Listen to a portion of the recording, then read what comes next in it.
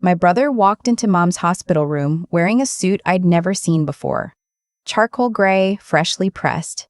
And I remember thinking it was strange because Mom had been in the ICU for 6 days and none of us had gone home to change clothes except him. He didn't look at her when he walked in. He looked at me. "We need to talk about the house," he said. "Not how is she? Not did she sleep. The house." I had been sleeping in a recliner next to her bed since Tuesday. I hadn't washed my hair. I was running on vending machine coffee and the kind of exhaustion that sits behind your eyes like pressure. And my brother, my older brother Wesley, walked in smelling like cologne and wanting to talk about real estate. I told him it wasn't the time. He said there was never going to be a good time and we might as well be practical. That was the word he used. Practical. I should back up. My name is not important. What's important is that I am the younger one, the one who stayed. Wesley left for Seattle when he was 23 and built a life there that he talked about constantly. The tech job, the condo, the girlfriend who became a wife, who became an ex-wife, the lifestyle that required a certain amount of income he was always just slightly short of. He called Mom on her birthday and at Christmas, sometimes Easter. She kept a photo of him on the mantle next to one of me, same size frame, same amount of love, even though the math of who showed up was never equal. I moved 20 minutes away from her on purpose. When Dad passed 8 years ago, I was the one who helped her sort through his things, cancel his accounts, figure out what a widow does with a Costco membership and a half-finished woodworking project in the garage. Wesley sent a flower arrangement. It was nice, lilies, I think. Mom had a stroke in February, a bad one. Left side weakness, some speech difficulty, weeks of inpatient rehab that I attended every session of because the therapist said familiar voices helped. I learned how to do her physical therapy exercises with her at home. I reorganized her entire first floor so she didn't have to navigate stairs. I drove 40 minutes round trip 3 times a week for her follow-up appointments. Wesley visited once. For a long weekend in March, he took a lot of photos of the two of them together and posted them online with a caption about family being everything. So when Mom had the second stroke in June, the one that landed her in the ICU, and Wesley appeared on day 6 in a fresh suit asking about the house, I was not entirely surprised. But I was still hurt. You always think you finished being surprised by people who have taught you exactly who they are. You haven't. The house was the thing. Mom owned it outright. Dad had paid off the mortgage the year before he died, almost like he knew, almost like he wanted to make sure she had something solid underneath her. It was a 3-bedroom ranch in a suburb of Columbus, nothing fancy, but the neighborhood had appreciated over the years, and it was worth somewhere around $380,000 now. I had never thought about that number in relation to myself. I'm serious. I thought about it in relation to Mom, whether she'd have enough to cover care costs, if she needed a facility, whether the reverse mortgage people who kept sending her mail were predatory, whether she'd ever want to move somewhere smaller. I thought about it as her asset, her security, the thing Dad left her. Wesley had apparently been thinking about it differently. He pulled me into the family lounge down the hall from the ICU, the one with the motivational poster about courage and the coffee maker that only worked sometimes. He sat across from me with his hands folded like we were in a board meeting, and he told me he'd been talking to a real estate attorney. I asked him when he'd had time to do that. He said he'd made some calls from the hotel. He was staying at a hotel. There was a Marriott 15 minutes from the hospital, and he was charging it to a credit card because, as he put it, the situation was going to resolve itself one way or another, and there would be funds to cover expenses. The situation. Our mother, unconscious, with tubes in her arm. He said that given Mom's condition, and he said this carefully, like he'd rehearsed it, the family needed to start thinking about next steps. He said the house should probably go on the market sooner rather than later because the spring selling window was still technically open. He said he'd spoken to a realtor he knew through a friend. I sat there and I let him talk. I don't know why exactly. Part of me was so stunned that my brain just went quiet. Part of me was doing something else. Some back part of my mind was filing things away, the way you do when you know you're going to need to remember exactly what someone said. He finished. He looked at me like he expected me to agree. I told him Mom was still alive. He said he knew that. He said he was just being proactive. I got up and went back to her room, and I sat next to her and I held her hand, which was warm and smaller than I remembered hands could be, and I did not cry because I had learned a long time ago that crying around Wesley meant he had won something. She survived. I know that might feel like a spoiler, but I want you to know that first, because the rest of this is hard to tell, and I don't want you sitting there waiting for the worst. She survived, but she needed full-time care. The second stroke had taken more than the first, more mobility, more speech, more of the easy version of her. The discharge planner at the hospital laid out the options: a skilled nursing facility, a residential care home, or in-home care with modifications. Mom had made her wishes clear years earlier, in the way mothers make things clear when they don't want to have the official conversation. She wanted to stay home. She'd said it a dozen times. Don't put me in a place, just don't put me in a place. The cost of in-home care, a certified home health aide, the hours she'd need, was going to run somewhere between $4,500 and $6,000 a month, depending on coverage and care level. Medicare would cover some of it for a limited time. After that, it would come from her assets, from the house essentially, unless we sold it, which would give her a cushion but remove the home she wanted to stay in. I had already talked to an elder law attorney. I did that while Mom was still in rehab from the first stroke because I am the person who does things like that. I knew about Medicaid planning and look-back periods and what happens when you transfer assets at the wrong time. I knew things I never wanted to know. Wesley, when I explained all of this to him, said he thought the simplest solution was to sell the house, split the proceeds between the three of us, him, me, and Mom's share going into a care fund, and move Mom to a quality facility he'd looked up online. 3 of us. He said 3 of us. I asked him what he meant by that. He said that as Mom's children, we were both entitled to a fair share of the estate, and that it made sense to start structuring things now, and he paused here, before the estate went to probate and got complicated. I want you to understand something. Mom was sitting in a rehabilitation chair 12 feet away, doing her hand exercises with a stuffed ball, very much alive and very much still the legal owner of her house and everything in it. She had not died. She had not signed anything. She had a healthcare proxy, which was me, and a financial power of attorney, also me, which she had set up with her attorney 2 years earlier when she'd had a health scare that turned out to be nothing. Wesley did not know about the power of attorney. I hadn't told him, not because I was hiding it simply hadn't come up, and I had learned not to volunteer information to Wesley that he might find inconvenient. Call it instinct. Call it years of watching him reframe every situation in whatever way benefited him most. I told him we would talk about everything once Mom was stable and home and settled. He did not like that answer, but he went back to Seattle because he had things to get back to, and I went back to my mother. 3 weeks later, he called me. He had found a facility in Columbus, not the one he'd mentioned before, a different one, and he wanted to tour it with me. I said Mom had been clear about wanting to stay home. He said Mom was not in a position to make fully informed decisions about her own care. I asked him if he'd spoken to her doctor about that. He hadn't. I told him her doctor had evaluated her cognition and she was oriented, communicative, and entirely capable of expressing her preferences. He said that was my opinion. It wasn't my opinion. It was her neurologist's documented assessment. The calls got more frequent after that. He started copying our aunt on emails, Mom's sister, who lived in Florida and who loved Mom deeply, but who also trusted Wesley more than she trusted me because he was the firstborn and she came from a generation that sorted people by birth order. He told our aunt that he was worried about Mom's care, that he didn't think I was being objective, that the situation at the house was concerning. Our aunt called me, worried. I explained everything calmly. She said she didn't know who to believe. I said I understood, and I asked her if she wanted to talk to Mom's doctor directly. She said she would think about it. Wesley sent me an email, formal, with numbered paragraphs, outlining his concerns about my handling of Mom's finances and care. He said he was considering consulting an attorney about whether the power of attorney had been obtained appropriately. He used the word unduly twice.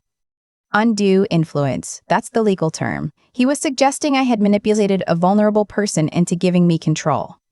My mother, who had sat at her kitchen table with her own attorney, whom she had called herself, and executed documents she had specifically researched because she was a woman who had watched her own mother's estate become a disaster and had sworn to herself she'd do things right.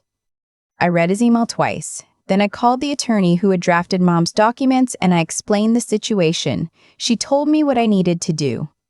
I started keeping records. I'm not sure when exactly I had started. Somewhere before the email, actually. Somewhere around the hospital lounge conversation about the spring selling window. But after the email, I got serious. I documented every phone call, date, time, duration, summary of what was said. I saved every email. I took notes after every conversation with Mom's doctors and therapists and asked for written summaries when possible. I started a simple spreadsheet of every dollar I spent on her care or her household. Groceries, medications, the grab bar I installed in the bathroom, the ramp guy who came to do a consultation. I also had a conversation with Mom.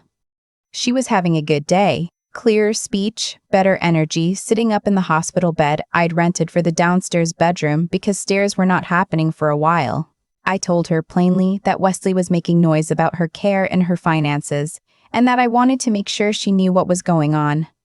She looked at me for a long moment. Her left hand, the one that didn't cooperate as well, was resting on the blanket. Her right one reached over and patted mine. She said very clearly, "I know who showed up." That was all. 4 words. But I wrote them down too. The thing about Wesley is that he is not stupid. He is strategic in the way that people are when they've spent their whole lives doing the cost-benefit analysis of every relationship. He knew that a direct challenge to the power of attorney would be expensive and probably unsuccessful given the documentation behind it. So he shifted. He started talking about the house again, but differently this time. He reached out to Mom directly, which he was entirely allowed to do, and he started calling her more often. FaceTime calls where he was warm and funny and charming in the way he could be when he wanted something. He told her he missed her. He sent her flowers. He asked about her therapy progress with what sounded like genuine interest. Mom told me about the calls. She wasn't naive. She said, "He's being very attentive." She said it the way you'd describe weather that you didn't quite trust. Then in September, he called me with a new proposal. He said he'd been doing research and he thought the best thing for Mom, for everyone, was for him to take early retirement and move back to Columbus to help with her care. I waited. He said, of course, that would be a significant financial sacrifice for him. He said he thought it would be fair if the family, meaning Mom's estate, provided him some compensation for that sacrifice. He thought a reasonable arrangement would be for him to move into the house, help with Mom's care, and receive, essentially, a caregiver stipend taken from the estate. And when Mom eventually passed, he thought his contribution should be reflected in an adjusted split of the house proceeds. More than 50%, he said. He thought that was fair given the sacrifice. I asked him if he had discussed any of this with Mom. He said he wanted to get my agreement first as a family before bringing it to her. I said I would think about it. I said it very calmly. Then I called the elder law attorney and told her everything. What she told me was not surprising, but it was clarifying. What Wesley was describing, whether he knew it or not, was a setup for something called a caregiver agreement, which is actually a legitimate legal tool when done correctly, with proper documentation, fair market compensation rates, and independent counsel for the person receiving care. What he was proposing informally and through me as an intermediary, with no documentation and a self-determined compensation rate, was something closer to financial exploitation of a vulnerable adult. Not necessarily intentional, but the road to guardianship, challenges, and estate litigation is paved with intentions that people convince themselves are good. She told me what to do. I documented the phone call. I sent myself an email the same day with a full summary, time-stamped. I also did something I probably should have done months earlier. I called her aunt in Florida and I told her everything, not my interpretation of everything. The actual documented timeline, with dates, with specifics. I told her about the hospital lounge conversation. I told her about the email with the word undue in it twice. I told her about the caregiver stipend proposal. There was a long silence. Then my aunt said, Send me the emails. I did. Wesley called me 2 weeks later. His voice had a different quality to it, still controlled but tighter. He said he'd spoken to our aunt and he felt she had been given a very one-sided picture. He said he thought we needed to have a family meeting. I said that was a great idea. I said Mom should be part of it. He paused. He said, of course, obviously, Mom would be included. I said I also thought we should have her attorney present, just so everyone was on the same page legally. I said I'd already cleared it with her, and her attorney was available the following Saturday. Another pause? Longer. He said he didn't think that was necessary. I said I thought it was. He said he'd think about it and call me back. He didn't call back. He sent an email, shorter this time, no numbered paragraphs, saying he had concerns about the adversarial dynamic I was creating and that he just wanted what was best for Mom. I replied with one sentence, "The meeting is at 10 a.m. on Saturday at Mom's house, and her attorney will be there." He came. I'll give him that. He drove down from where he was staying, the same Marriott, I noticed, different visit, and he arrived at 9:58 looking like he prepared, which he had because Wesley always prepared. Mom was in her chair in the living room. She'd gotten her hair done the day before because she'd wanted to, and she was wearing a blouse she liked, and she looked like herself more than she had in months.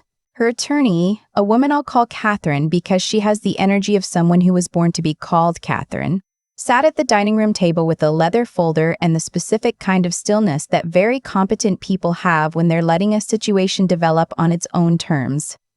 Our aunt was on FaceTime, propped on a stand at the end of the table. Wesley sat down. He looked at Catherine. He looked at me. He looked at Mom. He said he just wanted to talk about what was best for everyone going forward. Catherine said that was a lovely place to start and asked if he'd like to review the existing documents first so everyone was working from the same foundation. He said sure. She laid it out: the healthcare proxy, the financial power of attorney, the fact that both had been executed by Mom with independent counsel, with full cognitive capacity documented at the time. She explained what each document allowed and did not allow. She explained, gently and without accusation, that any arrangement involving compensation from Mom's estate to a family member for caregiving services would need to meet specific legal standards, be at fair market rate, and be executed as a formal written contract reviewed by independent counsel for Mom. She said all of this pleasantly, the way you'd explain a recipe. Wesley said he understood all of that.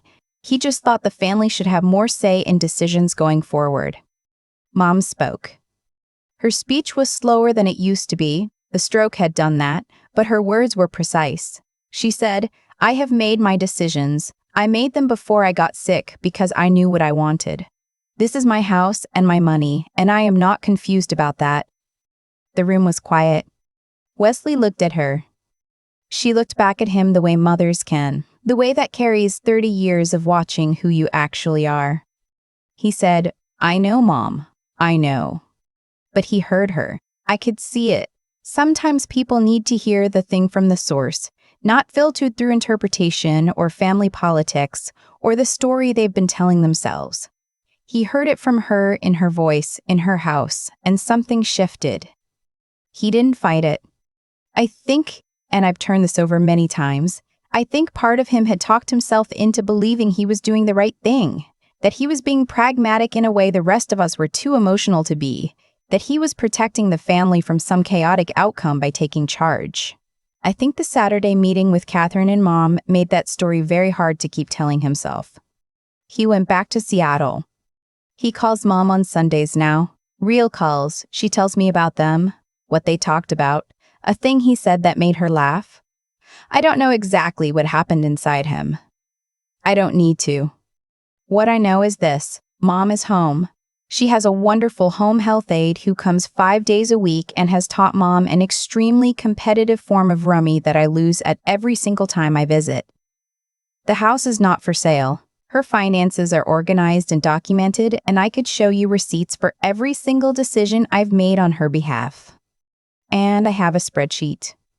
I know that doesn't sound dramatic, but that spreadsheet Every grocery run, every copay, every phone call logged with a date and a time, every email filed and saved. That spreadsheet was the thing that made it impossible to tell a different version of this story. Wesley is smart, but he was building a case on assumptions. I was building one on facts. The facts were already there. I just made sure nobody could pretend they weren't. My grandfather, Mom's dad, who died when I was 12, used to say that the best thing you can do when someone is lying about you is to be so thoroughly documented that the lie has nowhere to stand. He was a very practical man. I think about him sometimes when I'm adding a row to the spreadsheet. I think he would have approved of this.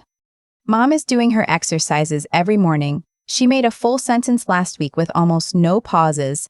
She told me she wanted to plant tomatoes in the backyard this spring, and she would need me to build her a raised bed because her knees weren't what they used to be. I told her I would build her the whole garden. She said, "Don't get carried away." I'm getting her the tomatoes, I'm getting her the garden, and I am not, under any circumstances, getting carried away. I've just learned to keep very, very good records. I think about the spreadsheet a lot. Not in a proud way, more the way you think about a seatbelt after a close call. You didn't plan to need it. You're just grateful it was there. The thing nobody tells you about family conflict over money is that it rarely starts with greed. It starts with a story. Wesley had a story about himself, that he was the practical one, the one willing to say the hard thing, the one who understood how the world actually worked while the rest of us were being sentimental. In his version, he was protecting the family. In his version, I was naive. Stories like that are incredibly durable. You can't argue someone out of a story they've built their identity on. But you can build a record so thorough that the story has nowhere to stand. That's what I did. And I didn't do it because I'm particularly clever. I did it because I had watched my mother spend 2 years quietly, carefully making sure her own wishes were documented before anyone could override them. She called an attorney herself. She researched what she wanted. She signed papers while she was healthy and clear-minded because she had seen what happened when people didn't. She taught me, without ever using the word, what it means to think ahead with integrity, to do the right thing before there's any pressure to do otherwise, when nobody's watching and nothing's at stake yet. That's the kind of moral clarity that doesn't announce itself. It just shows up years later in a folder on an attorney's table. I used to think that doing the right thing was mostly about how you behaved in the big moment, the confrontation, the decision point, the thing you'd have to explain to someone later. But watching Mom and then living through this, I've come to think it's mostly built in the small moments nobody sees. The phone call you log when you could have just let it go. The document you save when you could have deleted it. The conversation you have with your mother where you tell her the truth, even though it's uncomfortable, because she deserves to know what's happening around her. Integrity isn't a dramatic act. It's a habit. And the intelligence part, the thinking clearly, the researching, the knowing what questions to ask, that mattered too. I didn't know what a durable power of attorney was before Dad died. I didn't know what Medicaid look-back periods were before Mom's first stroke. I learned those things because I had to, and then I used what I learned. Knowledge isn't the same as wisdom, but it's the raw material. You can't protect someone, or yourself, with information you are too proud or too passive to go find. The part I'm least comfortable talking about is the endurance. Not because it's hard to describe, but because it stretched over months, and there were weeks where I was exhausted in a way that felt cellular, like my bones were tired. Showing up for someone consistently, over a long time, without recognition, without reciprocity from every direction. That asks something of you that's hard to name. It's not heroism. It's just not quitting. It's choosing, again and again, to be the person who stays. Mom told me from her hospital bed that she knew who showed up. 4 words. But I've turned them over so many times since then. The people we love usually do know. They know in the quiet way that doesn't get said until there's a reason to say it. And when it finally gets said, it lands with the full weight of everything it took to earn it. Wesley calls on Sundays now. I hope something shifted for him. I really do. But Mom is home, and she's planting tomatoes, and I am keeping very good records.